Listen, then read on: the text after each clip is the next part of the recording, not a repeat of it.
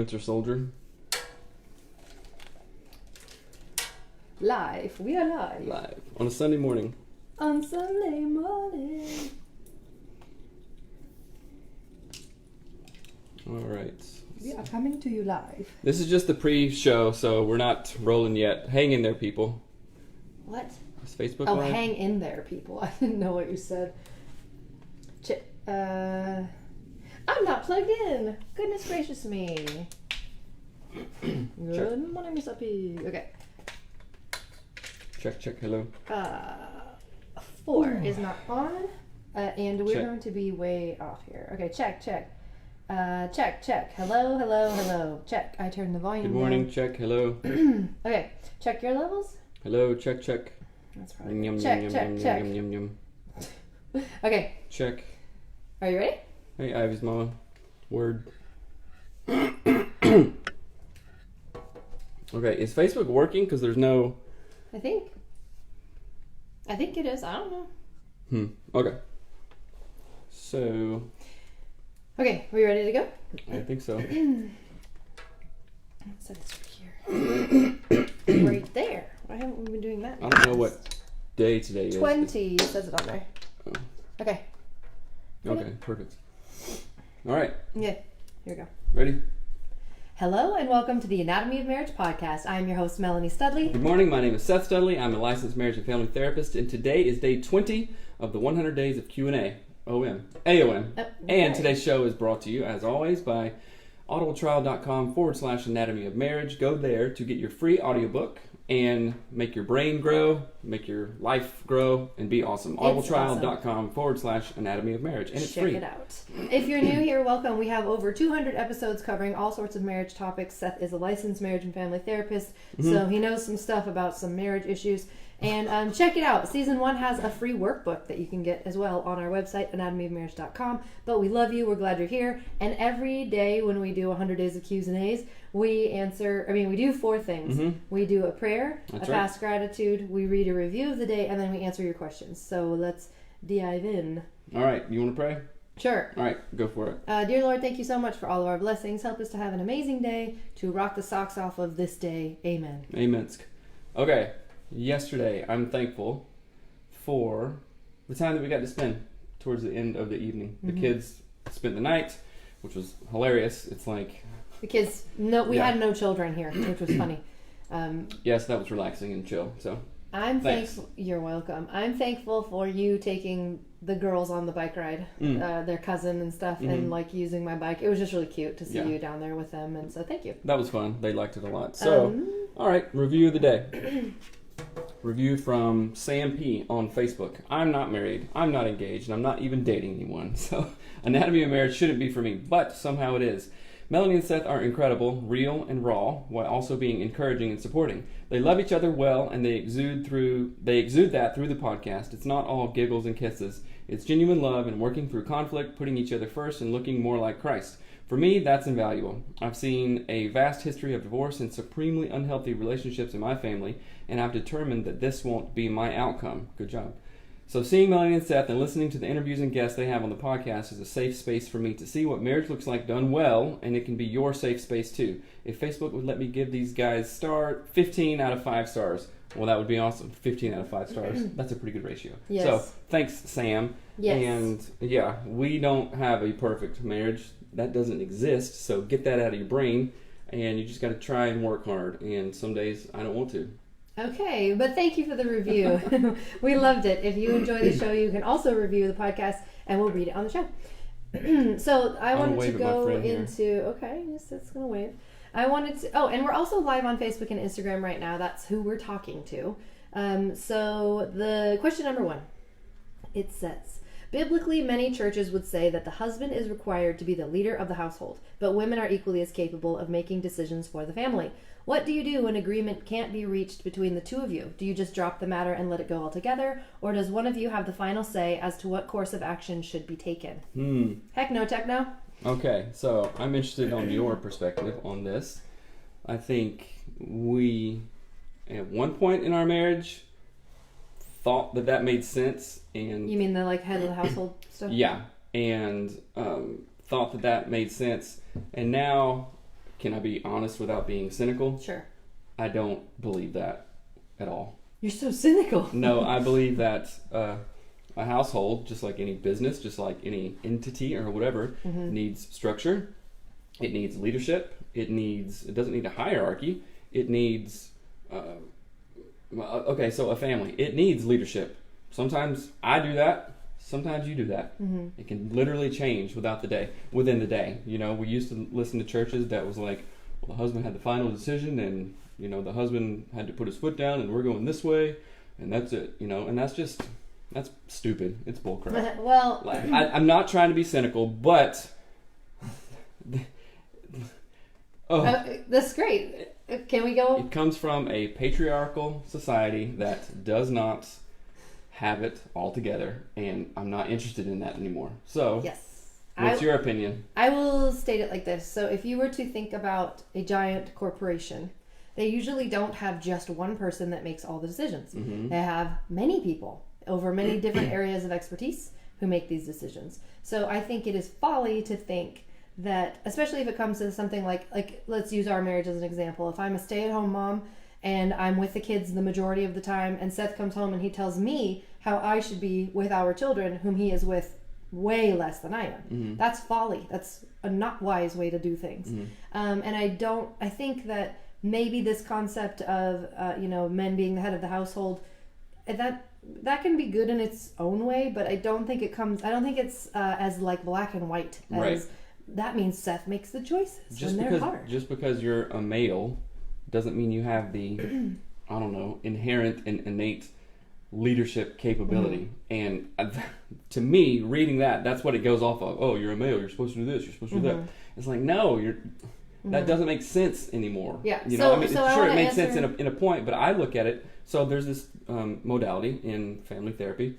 It is called structural family therapy, right? And like, there's chaos in families, there's, craziness, there's ambiguity in families when there's no structure, when there's no lead, right? That, and in nowhere in that, theory or whatever does it say, oh yeah, because he's got a penis, he's the leader, and that it doesn't make sense, yes, right? And your like CEO thing makes a lot of sense. It's like, okay, does every company have to be led by a male? No, that's stupid. Yeah. And when we look at it through that lens, we go, Doug, of course no, you wouldn't think that. So biblically, every household has to be led by a male. If you're a Christian, the husband is the CEO. Well, no, there's a zillion single moms, there's a zillion single dads. It doesn't make sense. And when I was younger, growing up, that's what I learned. And even in our own marriage, when we were young married, that's what I thought it should be this way, and it's not. That caused a lot of conflict. It caused a lot of stupid stuff. It's like. But let me give me another analogy. I have another analogy I really like. It. So you know how like people came over to the west side of the United States, they came up rivers, Yeah. Like, who was that? Lewis and Clark. Lewis and Clark, two people. Right. So they had to pull boats like literally against the current of a river. And so imagine two people pulling a raft together. They're side by side, the raft is in between them, and they're going upstream against the current, pulling it together. If this is a biblical household, the man is supposed to be doing the majority of the work while the woman just goes, I hope it turns out okay. Like, right. No, you're standing next to them. You're doing it together. You're looking at the terrain. You're both looking and saying, oh, there's a rock over there that you can't see, but I can see. Let's find the best path together. Let's get the best solution together. Let's pull together. Like, I don't know how it got so weird within the biblical stuff. And I did see this book. I haven't read it, but I just saw it. It was something like Understanding the Bible Through Western Eyes, and how it's like not smart because we don't have the knowledge to do that. It's just looking at it from one side. Yeah, because culturally it's not like the United States, right? Right. And so we're interpreting something incorrectly as Westerners, and I think that might be something to look at. But you said, what do you do when an argument or when an agreement can't be reached between the two of you? We sit and figure it out. I often will make lists. Sometimes we make a whiteboard of like pros and cons of the thing, we do not. There has never been a point where it was like, your decision. So think about it this way, like one of your girlfriends, because I'm assuming this is a wife sending in, so one of your girlfriends, and you guys have an argument, right? At the end of that argument, do you say to your friend, well, we're going this way, and there's nothing you can do about it. Yeah. And you guys still remain friends, and that makes sense.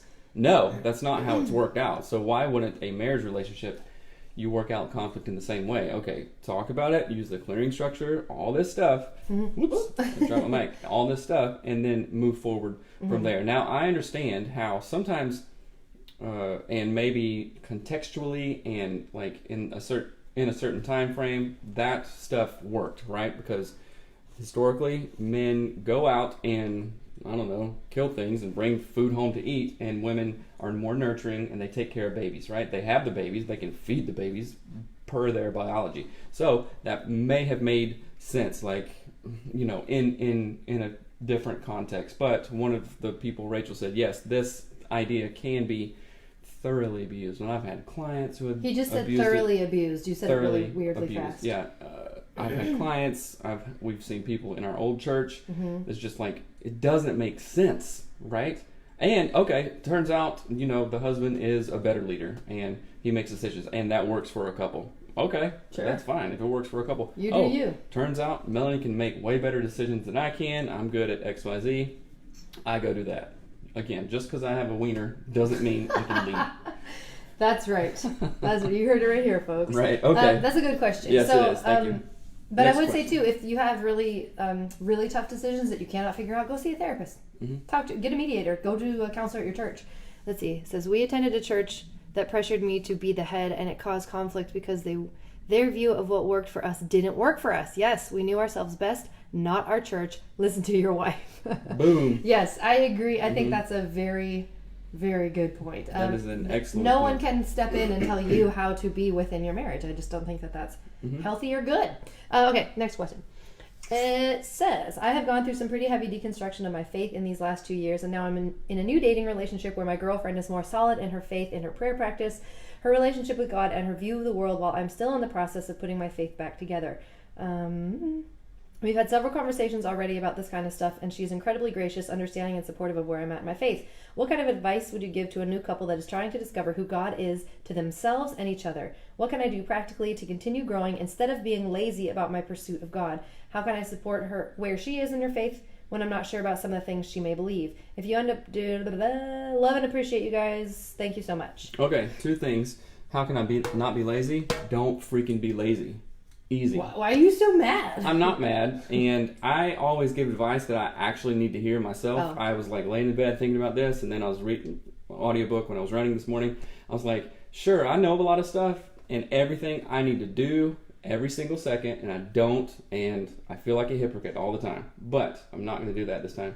If you don't want to be lazy, don't freaking be lazy. Easy, right? And I would encourage you with you guys dating, if she's in a different faith, space than you are, okay, nothing is black and white. You guys are going to argue and not get along and break up if she thinks, well, this is black and white, and if you think everything is black and white, and because you're young and you want to figure stuff out, you want to hold on to something, like in your this is a very formative time for you. Things aren't black and white. We want to make things black and white so we can feel comfortable Safer. and not feel like we're swimming all the time, because that sucks. That does not feel good. I felt that way.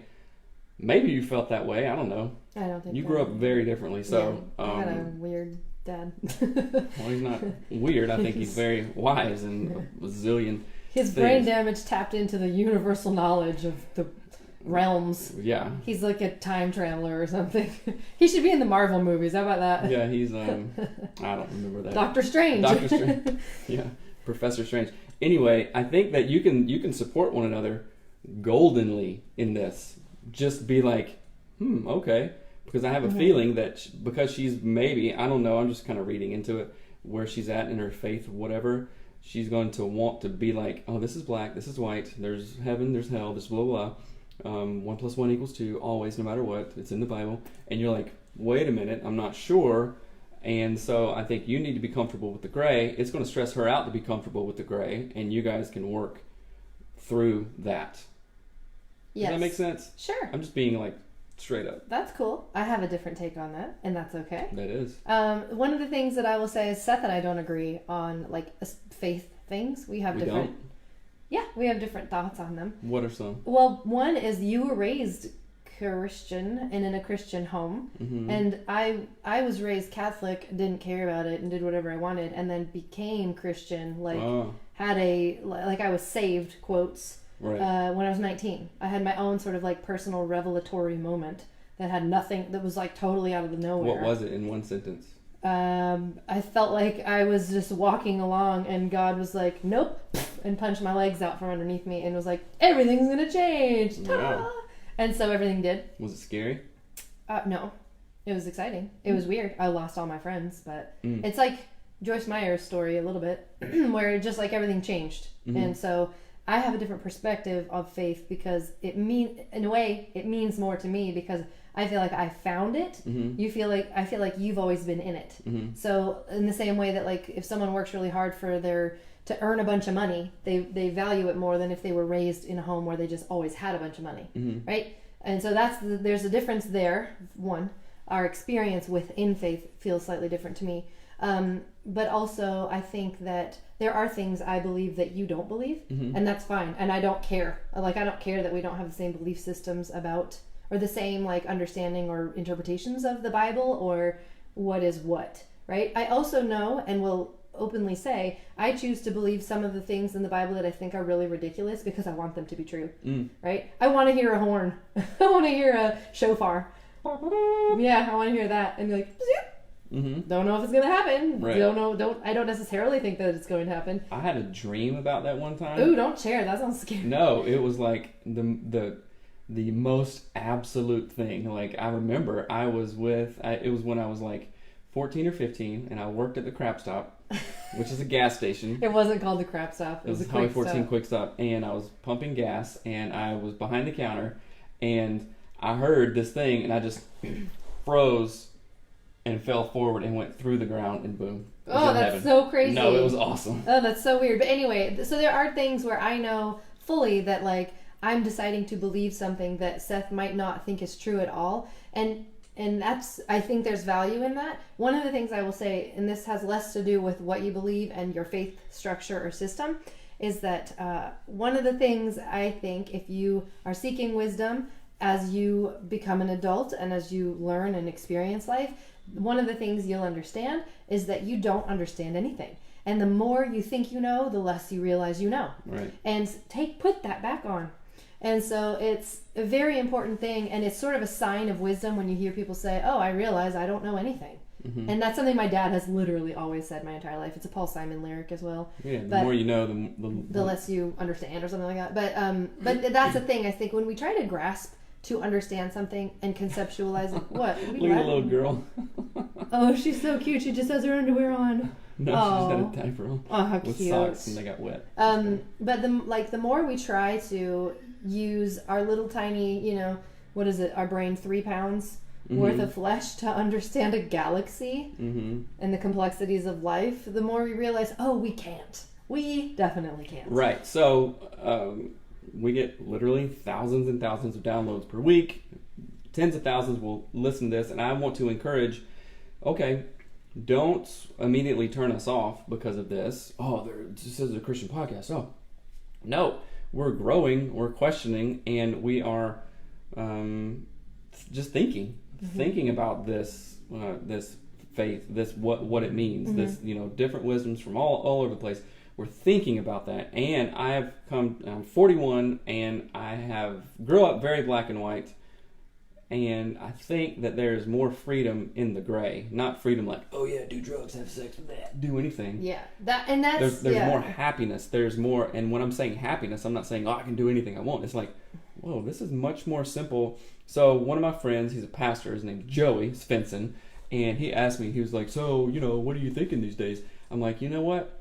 Right now, I believe that God, faith, creator, is more complex than we can ever imagine, that we can ever put into a box, than we can ever even put into a name. And then at the same time, it is the simplest, most beautiful thing ever. Yeah, I think if we look, like, it talks about no longer I who live, but Christ who lives in me. Like, I'm sorry, what? Christ lives in me? So that means I am part of the body of Christ. I have that innately in me. I am a God-breathed entity and being. So that means if I'm treating Seth like crap, I'm treating God like crap. So that maybe we are overcomplicating You should things. cut that crap out. Cut you out? Cut out the you behavior. out? I don't know. I think we're overcomplicating things sometimes. Yeah. And someone wrote a comment. Okay, I know. Let's see. I think it is important. What? Okay, I think what is important is if you can find common ground on the one thing in faith. You don't have to have the same cookie cutter beliefs to still walk in faith together. Boom. It's like a tray of cookie assortments. You don't have to have the same cookie cutter. You can have one that's shaped Christmas like tree, a a Christmas snowman. tree. Why are Yeah. we thinking of winter Because cookies? she said cookie. I don't know. That's funny. That's exactly what I thought too. I like that. And it doesn't have to be the same. And I think it's a huge life lesson there. You do not have to be homogenized and think the same things, look the same, feel the same, talk the same, act the same, to be respectful, to be loving to that person, to be fully embracing that person. And I think that that's really, really valuable. And I also think the if you're seeking wisdom, the older you get, the less you realize you will know. I don't know if that makes any sense. No, that makes a lot of sense. So, do you want to do another question or you want to wrap it up? We Wait a can minute. wrap it I have to wrap it up. So, okay. We love you guys. You are awesome. Remember to go to audibletrial.com/anatomy of marriage. Join our Facebook page. We have a women's group, private, men's group, private, and then an open, shared anatomy of marriage page.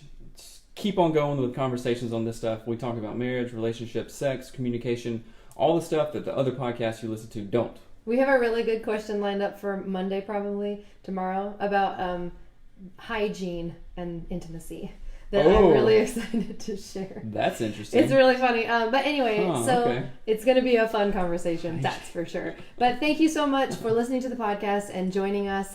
We encourage you to go rate and review the show on iTunes or Facebook. We'll read your review. It's super, super helpful. And we're almost to 700 reviews in iTunes. So go to iTunes and rate and review the show. And again, get your free audiobook at audibletrial.com/anatomy of marriage. Right now I'm reading High Performance Habits by Brendan Bouchard. I only have 3 hours left. I'm so frustrated. I've gone through like 4 audiobooks this 2 weeks. Okay. But anyway, we love you. Thank you so much. Have a wonderful Sunday and peace. Thanks, Marlo, Danielle. And also, Rachel, thanks. Good question. Yay. All right. Bye, guys. Bye. Okay. I hope I didn't push the button too early. What's up, guys? Guys and gals. Guys and gals. Thanks for the joins and the interaction. Tomorrow's conversation will be really hilarious. So, all right. Bye. Bye.